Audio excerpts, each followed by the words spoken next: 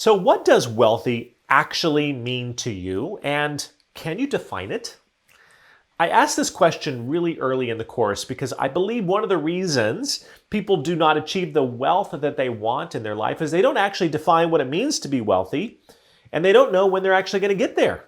I was having a conversation with a good friend a couple weeks ago who recently sold his technology company, did very, very well for himself, has more than $100 million in the bank, and he doesn't feel like he's wealthy.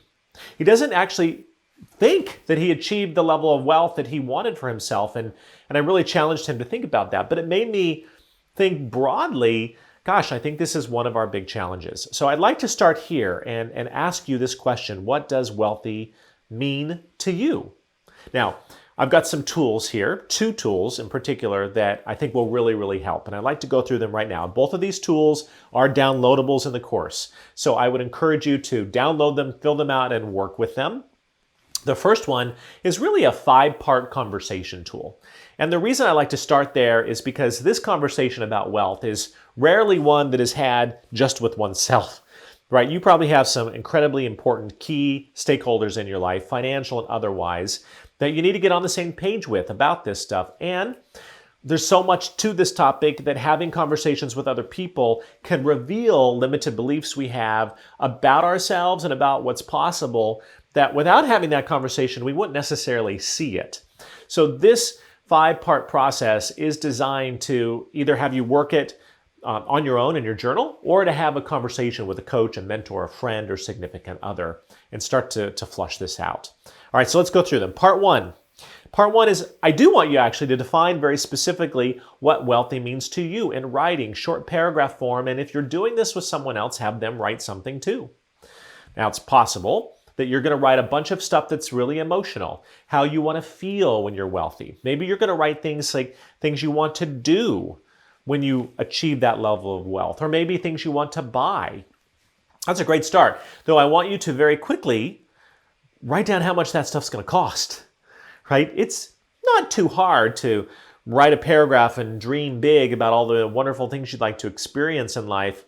Though if you're thinking big enough, you may realize you're not actually sure how much that stuff's going to cost, both in terms of cash flow and assets. A really good example of this is I hear people say, I want to be financially free. Okay, what does that mean, and how much does it cost for you to be financially free? Not to mention the fact freedom is an internally driven emotion. So, how are those things related? So take the time necessary here on step 1. Don't rush it. Give it some thought. Have a glass of wine, coffee, talk it through. That's step 1. All right, part 2 is I want you to write down and identify some hidden competing commitments that are keeping you from achieving your goal. Now, when I say hidden competing commitments, I mean they're hidden, which means you probably don't know what they are, which means you might need to talk to someone. Let me give you an example for me. In the early days of my career, I was really committed to a luxurious lifestyle, and I had one, right? Including a condo in Argentina. I'll have to tell you about that at some point. It was incredible. And I loved my life, and I was also more committed to that luxurious lifestyle than I was to building wealth, and didn't really truly know it.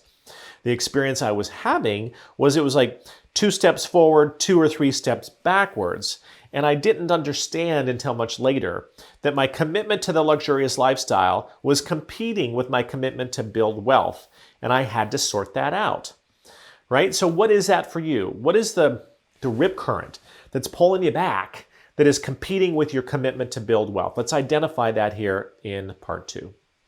In part 3, what are the non-negotiables, the sacred cows, the things that you do not want to compromise on no matter what in this process? Perhaps it's like, well, I'm not going to work any more weekends. I'm already working. Great. That's a sacred cow. Or I want to spend more time with my kids. Or in my relationship, it's we want to travel, and we do, 4 times a year and take some incredible trips around the world. That's a non-negotiable for us, right? Everything I do is, quite frankly, built around those trips. And it costs us a lot of money, but I would never exchange that money for those experiences. I love the experiences. What is that for you, the non-negotiables? All right, great. Next is I want you to find some specific role models.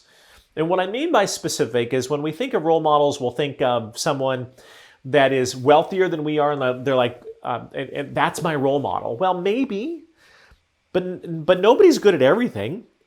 As a matter of fact, people that tend to be really, really good at one thing are not good at a lot of other stuff. It tends to be how it works a little bit. So choose your role models carefully. For example, Warren Buffett, incredibly wealthy. Who else would you talk to about investing other than Warren Buffett? Incredible, right? But there might be things that Warren Buffett's not great at. I'm sure there are. You may not want him to be a role model for everything, all right? As an example.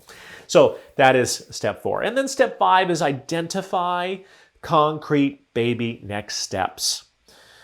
Now, of course, you're like, yeah, of course I need to identify next steps. But let me tell you a little something about next steps. The problem with next steps is identifying what the next step actually is.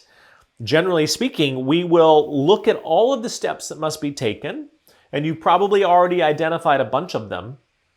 It's not necessarily hard to identify all of the next steps that need to be taken or a bunch of the next steps that need to be taken, but the very next step that must be taken does take some work, and you don't know that you've done it or you've identified it until you've done it. That's one of the weird things about it. So cognitively, you have to identify the most micro of action items necessary for you to move forward. And if you're stuck and you're not moving forward, chances are pretty high you've identified like step 12 or step 13, but you need to identify and then take steps 1, 2, 3, 4, 5. So if you have that feeling at any point in time in this course, like I'm stuck, I don't know what to do next, you've probably identified the next step out of sequence, and you've got to work harder to figure out what the next concrete baby step is going to be for you. All right, so that's a 5-part conversation that you can use at any time, and I would recommend that you identify a partner to work with around that, so it's a little bit more of a rich conversation. All right, let's shift gears now and talk about a very specific planning tool called the 5-year possibilities plan. So this is how this particular tool works. At the top of the tool, I want you to write down what you believe is possible for you in the next 5 years. And since this is a wealth building course, I want you to write it in the context of your net worth. So you might say, I want to go from $1 million in net worth to $5 million in net worth in the next 5 years. That would be a proper way to articulate the goal, if you will, the possibility in that top section. All right, so what is that possibility for you and what does that look like? And I would say take your goal, whatever you've got in that possibilities line, double it, and if you're really brave, double it again. So articulate that in the top. And then I want you to also articulate in the top a governing principle that is going to guide that goal throughout the next 5 years. Freedom is a big governing principle for me. Time off is for other people. Time with family is, luxury is. What is that governing principle for you? Write that down because I want you to be achieving your goal. At the same time, I want you to enjoy the journey, love the experience, and having a governing principle is a really important component to that. All right, next you have 3 specific possibilities that you need to articulate that roll up into the 5-year possibility plan. Those 3 possibilities should be things that you believe, should you accomplish them, give you a really good chance of achieving your big goal, right? So what are those 3 possibilities? You might even think about those in the context of 3 years. If the big possibility plan is in 5 years, then the 3 can be in a 3-year plan if that works for you and helps you bring this stuff down to the ground. Wealth building can feel a bit abstract, and so part of this particular tool is to take an abstract vision for yourself around the growth of your net worth with a governing principle and begin to narrow it down into executable action items. So the 3 possibilities need to lead up to the bigger one. And now under each of those 3 possibilities, you have 5 action plans or 5 action items, things that you need to actually do, that you can actually do. And I would say that you can actually do in a period of a year. All right, so this whole thing leads up to your action items are in a year time frame, your 3 possibilities are in a 3-year time frame, and then you're articulating the big idea, your possibility in a 5-year time frame And as a added kicker, you've got your governing principle there.